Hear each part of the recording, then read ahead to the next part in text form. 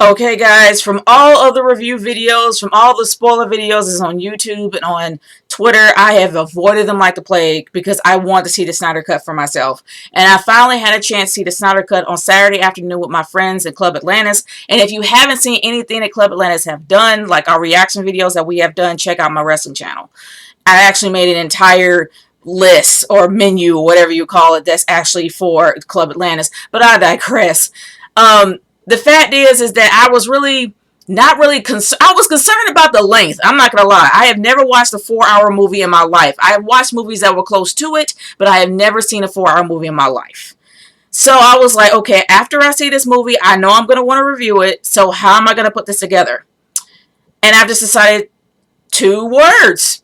Good and bad. Guys, without further ado, this is the good and the bad of Zack Snyder's Justice League. I'm going to call it the Snyder Cut. This is the good and the bad of the Snyder Cut. I am just going to sum up everything good and everything bad about the Snyder Cut and try to make it below 15 minutes. Wish me luck.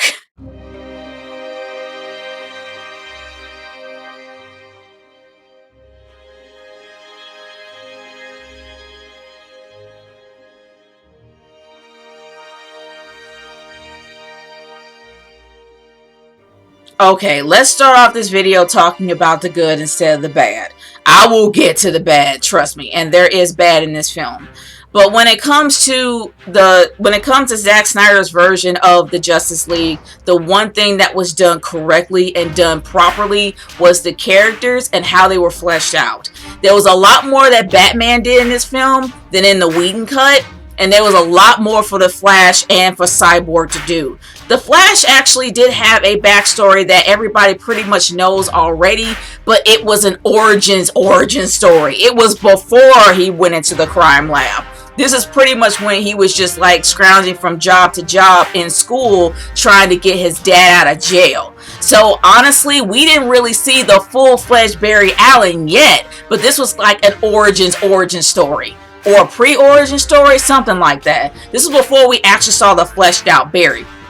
He had more growth in this film than I ever thought he would ever have. Yeah, I'm sorry, Ezra Miller, I love Ezra Miller, but he came off creepy. He came off extraordinarily creepy. But if he was a teenager or a young adult, you have your creepy times at that age. I'm not gonna lie, you have your creepy moments. So he started off being uber creepy. But especially the scene with the hot dog, I've seen more articles on that, and to be honest with you, it's nothing because it has a purpose. And yeah, it looks weird seeing the hot dogs being tossed in slow-mo, and then Iris pretty much slowly descending to her death before she was saved. Yeah, the thing is that the hot dog kind of threw everybody for a loop. There was a purpose behind that because he was trying to apply for a pet store. So him dashing back in the building and playing with the dogs, the hot dog served a purpose, y'all. It wasn't anything like that. But other than that, it was nice to actually see how his powers worked and how I guess it was like not the speed verse. If you guys know what it is, for some reason my brain just kind of went defunct on me and I forgot what it's called. But how it works with how it works with Barry Allen's powers. You saw lightning around him. Everything was in slow-mo. It looked like it was its own entity that surrounded him, like some sort of a shield. So it was kind of interesting to see how Barry Allen's powers worked, especially when he was going in slow-mo. Kind of sort of like a whole Quicksilver thing. Like for those that remember Days of Futures Past, when you remember Quicksilver pretty much running all over the place and everything around him is slow, except for like certain things around him that he can touch and interact with that's still kind of moving at a slow pace because he was moving so quickly. We kind of saw the same thing with Barry Allen, which makes it really interesting and kind of fleshed out how his powers worked. So I honestly didn't mind that. He did get annoying. He was very annoying starting off, but then you saw a lot of growth in him as he started to fight more and more and more with the Justice League. So he started to grow on me a little bit more. I honestly liked his character arc. I thought it was really good. But let's get into Cyborg. Cyborg was criminally cut hard in the Whedon cut to where he had absolutely no growth, no direction, or nothing. He was just there. But in this, he was fleshed out very well, and I would not be surprised. The reason why this was done is because the WB has already 86'd the idea of having a Cyborg origin story, which I think is kind of messed up. Because I guess if they're not going to go the route of the Teen Titans, they're probably not going to do it. But this is also the WB, and they probably didn't think he was profitable, just like how Marvel probably didn't think that Black Panther was profitable. But I digress on that. But anyway, the thing is that Cyborg was probably the most tragic character in this entire movie. Everything that he has gone through. And of course you have the whole, I guess he's a teenager because he was in high school at the time. I don't know whether or not he went to college. I couldn't tell. But if he did go to college, the fact is, he came from two divorce. Actually, no, his parents were actually still together. It's just his dad was absentee, while his mom, even though she was busy, she did everything to be there. And of course, you had a tragic accident that really did take out the mom, or kill the mom. And I'm not gonna lie, that was a very hard scene for me for personal reasons. But to be honest with you, the dad, he had every right to hate him. I didn't know that at first. I just thought, okay, it's just regular teen angst. My dad's not there, blah, blah, blah, blah, blah. But no, there is a legit reason why he hates him. And after seeing why, I'm like, you know what? You have every reason not to like this guy and not to trust him. But there's also one thing about Cyborg that bugged me, but I'm going to get that into the bad. But going back into the good, he was a very fleshed out character. A character that actually had a purpose of being there. Not just there because they needed a fill-in. He was actually there for a purpose. And honestly, how he was made, the fact that he's more of a connection to the mother box and how he was able to connect to the mother box gave him an even larger purpose. As well as his powers is scary. It is incredibly scary and very, very concerning knowing what his powers are. This guy can break into any cyber unit there is and hop back out. He can encrypt his code to where nobody can find him. He can literally switch people's bank accounts and put it into other people's bank accounts. He can literally, and I said literally about 1,000 times, but he can set off a nuclear war if he wanted to. How scary is that? Seriously. So in a way, it's kind of a conflicting feeling that you would have for your father. Yeah, your father was absentee. Yes, your father used you as an experiment. But he gave you the ability to pretty much hack into the world. So,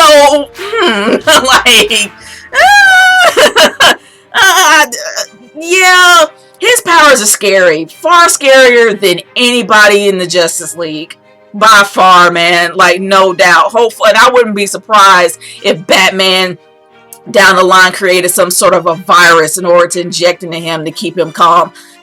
I mean, hey, he has come up with he's found out pretty much all the weaknesses of everybody in the Justice League and had those weaknesses in check just in case they got offline.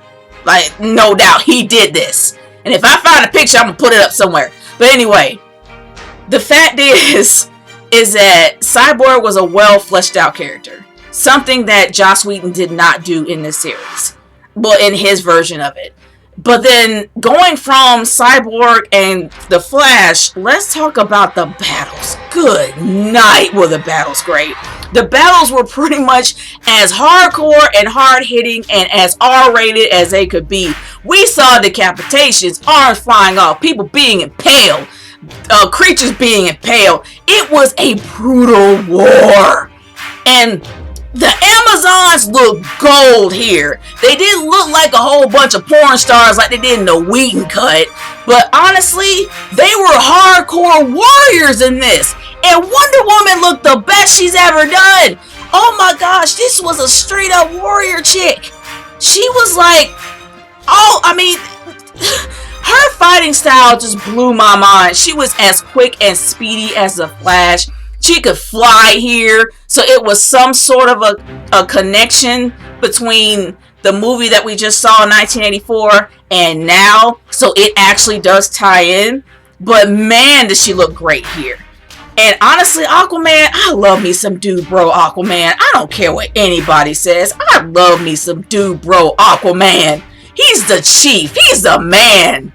I love that guy. I've watched Aquaman at least 3 times. That's one of my favorite DC movies. But honestly, it also showed that he abandoned his... I think this was before. This was before his origin story. So it shows that he actually had no love for the Atlanteans for what happened to his mom. Actually, he had no respect for his mom at the time. because he assumed his mom abandoned him until he found out the truth in the actual origin movie. So this was completely different. Other than that, y'all, the characters were fleshed out really well. The actual fight scenes were absolutely amazing. The atmosphere fit. It was somber, and it was supposed to be somber because this was just after the death of Superman. So it fit. The overall ambiance, the setting, everything fit. And the one thing that I loved was not too much human element. I'm not a big fan of Lois Lane, but it made sense here for her to be mourning after Clark. It made sense for Clark's mother to be mourning after him. And also the human element wasn't inserted that much into this picture. It was there when it was needed. And I do appreciate that, because stories like this, especially superhero stories, focus too much on the human element. And it just drowns out the entire movie sometimes. And we know that there are some directors who are notorious for that. I will not get into it. But anyway, the whole thing in itself, I will say this. They did it enough to where it worked. It wasn't to where it was oversaturation. Like with Joss Whedon, he will oversaturate an entire picture with comedy and sex jokes and innuendos and stuff like that here and there. It may be traces of the comedy here and there, but to be honest with you, it was subtle. It wasn't anything that took me away from the picture. It was something that really kept me watching. But now that I actually did talk about the good of this film, let's talk about the bad.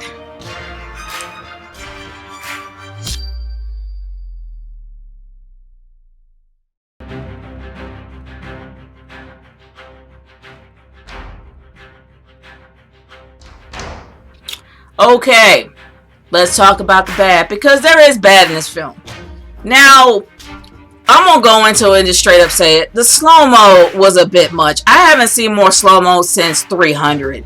And in 300, I didn't really mind that because they really did want to showcase the gore, the decapitations, and also the man's abs, which I did not have any issue with. But other than that, the thing is, it was far too much slow-mo for scenes that didn't need it. And it was just to the point where it was about laughable and annoying at the very same time.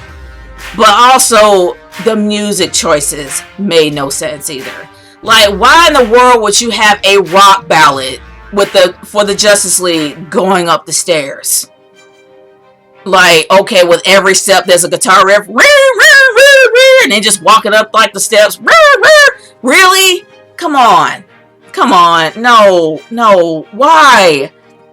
And also, I'm not gonna lie, I love Wonder Woman's theme. I think Wonder Woman has pretty much the coolest theme like ever, but it should be an intro piece and a fight piece. Like if she's in a fight scene, then that score should be in that scene, which it was. But then there were other times when they just kind of inserted it in there. I'm like, it's not necessary to put that in there.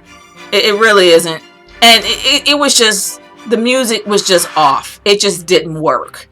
But also, to be honest with you, yeah, there were minor tropes in there that really did bother me, especially the fact that when you know that you have a literal hell spawn.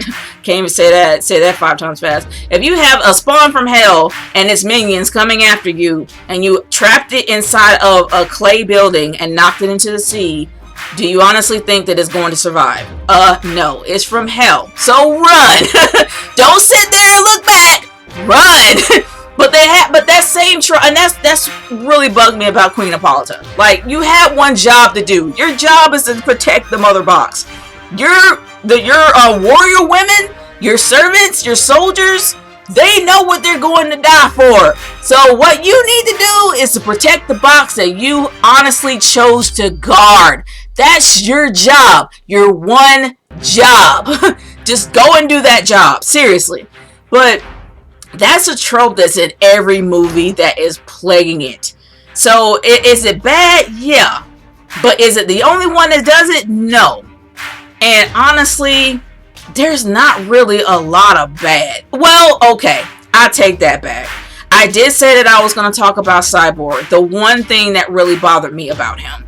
And that was his affections towards his dad and how quickly they changed. This guy honestly took your corpse, made you into a machine without your permission, against your will. Well, not so much against your will, you were dead, so it was practically without your permission. Then he practically, not so much abandoned you, but he was an absentee dad for majority of his entire life. So I understand that he has a huge amount of reservations about his father. But it doesn't make any sense for him to shed tears for him when he dies. It doesn't, at all. This guy pretty much he was practically non-existent in your life. And the smallest things he has done is either give you stuff or create things for you. That's not affection. That's not any of that. You have no connection with this man, so why are you bawling in tears and mourning over a guy you don't know? It was way too quick. Something like that has to take a gradual wall. And I wouldn't be surprised. The reason why it was so quickly is because they probably found out early that there was not going to be an origin story for Cyborg. So they had to move it forward very fast. And that was the problem, because it just wasn't realistic. At least not to me. If you have a guy, a so-called father, that used you as an experiment, used your dead body and made you into a freak of nature, without your permission, and then he was not there for most of your life, you're gonna shed a tear for this man? Realistically, you're not. You're gonna be sad. You're gonna be sad and maybe a little mournful, but you're not gonna outright cry and have tears coming down. No, you barely know this guy. And are you gonna I'm not gonna say he's not gonna go to his grave. He's probably gonna go to his grave and pay respects, but at the end of the day, he's not going to have those same feelings like someone would when you're connected with someone. Like with his mom. He was really connected to his mom. And I understand if you would break down and cry for her. But not for him. He was barely there. He doesn't even know who he is. And if it was a gradual take on his relationship with his dad growing, then I understand that maybe down the line he would shed a tear. But not here. It's way too quick. And that was kind of my issue here. It wasn't gradual and unrealistic. It wasn't gradual, and it was really unrealistic. I just did not agree on how it was. It didn't make any sense to me. And speaking of deaths, of course you have that usual human sacrifice trope that's pretty much in every superhero movie there is these days. And you had his dad, and even though people say it's a brilliant idea on how to track it down, I'm like, sure. How? Really? His dad sacrificed himself in order to create a heat signature to the satellite. He sacrificed himself in order to create a heat signature on the mother box so it could be tracked by a satellite in space to Earth. Because it's I guess because it's one of the hottest things now. He ended up creating the highest thermal signature that could be traced.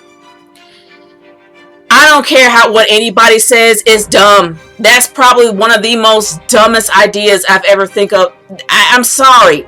Everyone on the planet has a heat signature. You're telling me that the satellite in space was able to differentiate a heat signature from the mother box to a human?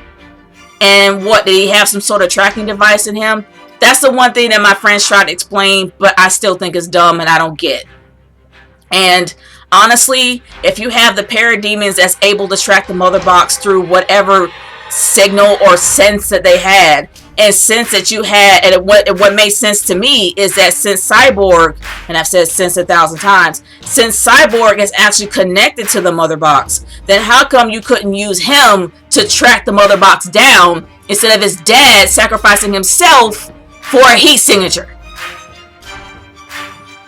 Seriously, it didn't make any sense. Your son is literally half mother box. You can probably kind of plug him in to find out where it is. It didn't make any sense for the sacrifice. It was dumb. It was just dumb. But you really didn't have anything for Courtney B. Vance. That wasn't Courtney B. Vance. What am I talking about? You really didn't have anything for him to do. And I'm sorry if I got the actor's name wrong. Because they're almost... No, I'm not even going to say that. Never mind. I was going to say that they're close to being identical, but to be honest with you, they're not really, after thinking about it. They're really not. But anyway, the fact of the matter is, the whole trope of him having to sacrifice himself to create a heat signature was just dumb. It didn't make any sense to me. It was stupid, and they could have used the sun to do that. It was just dumb. But now let's get into the villains, Steppenwolf. And I guess I should have mentioned this in the good part of it. His design was straight up His design was great. Like, no doubt. His design was great. But what makes it bad here is pretty much how, well, Steppenwolf ended up getting his butt handed to him towards the very end. He was the most intimidating villain at first, easily getting the mother boxes and taking everybody out in their wake. And then as soon as Superman shows up, gone. Like, literally gone. You're practically getting your butt handed to you by Justice League and have Wonder Woman decapitate you only for Darkseid to step on your head. It is very hard for me to actually say anything good about Darkseid because we didn't really see him that much. He didn't really play a huge role in it, but he was supposed to be the big bad.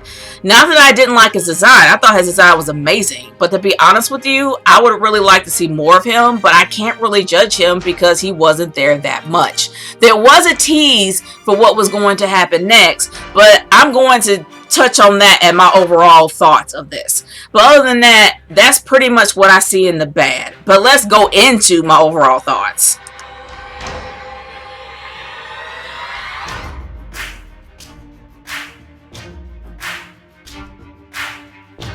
This may have been a 4-hour piece, but it did not feel like 4 hours. It actually was a really good film that should be canon.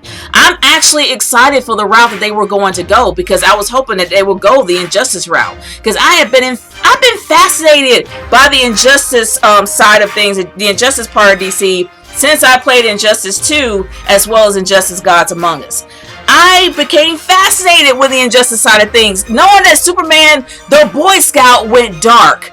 Honestly, that would have been the best route, and that route would have been golden for DC to take. I'm hoping that the Snyder Cut becomes canon and just toss that whole Joss Whedon thing aside and just honestly make this to be canon. It can go in so many directions. It can be linked up to the origin stories that are already out, except for Shazam. It's already on its own thing. But you can still connect it to the members of the Justice League currently, as well as doing something with Jared Leto's character. I'm probably the only person on the planet that likes Jared Leto's Joker. I like Jared Leto's Joker. But the fact that you had him in there in a dream sequence was really interesting because it showed desperation for Batman. The fact that he would team up with his worst enemy in order to get something done, that showed that crap really hit the fan. So I'm hoping that they're honestly going to make this a thing and actually make the Snyder Cut to be canon. And if I can create a hashtag, I would make the Snyder Cut canon. If I can honestly do that, I'm probably going to try to do that. I wouldn't be surprised if someone's actually started that hashtag. But anyway, the fact is, this is a good movie. Yes, it is a 4-hour movie, so you need to be prepared with snacks. You need to plan this out, but you will not be bored. So if anybody has not seen the Snyder Cut, watch it. But make sure you do it on a day you're not working. Okay, guys, that is my review of the Snyder Cut. Have you seen it? What do you think of it? What is your good and bad of the Snyder Cut? Leave it in the comments below. Let me know how you feel, and I'll talk to y'all later. Peace out.